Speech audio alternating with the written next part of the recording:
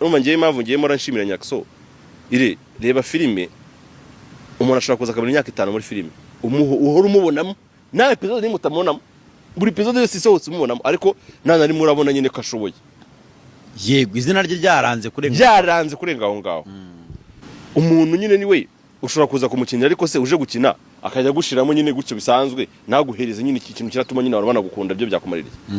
sibyo ariko nimba Nyakso yarafata akahita mwita boro nyine yanjye nawe turi kumwe turi gukinana umva kanshira imbere ya main wa muntu nyine abantu baba bashaka baje kureba cyane akanyanshira imbere yiwe abantu bakandeba cyane akamuta n'utuntu tuza gutuma bankunda icyo ni ikintu cyo kumushimira yego kuko ni benshi bakinnye nawe kandi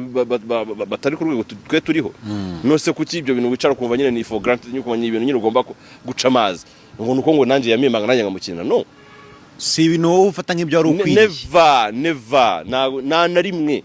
kandi yewe noneho ugira ubyemere niyo utanamumbazaho mba ngomba kugaruka nka mu icyo cyubahiro kiyo Nyakso icyo cyubahiro arakigomba yego mana yanjye ire ni wa muntu niyo nabadevo barabizi niyo namaga mfite shoot akamamagara ngo dushutinge nahitaga amagarira shoot yanjye takubaho kuri umusare ndi iyi shoot mwe muri kujya gushutinga iyo atabawe iyo atangiriye uyu nguyu ntabwo tuba turi no kuyikora ngo tuba turi no kuyitekereza nihagare tuzayikora ejo baze njye kwitaba boss wanjye Nyakso cyamwita boss ni boss wanjye wow Irene ndamwubaha kuri wawe wenyine udashobora kubyumva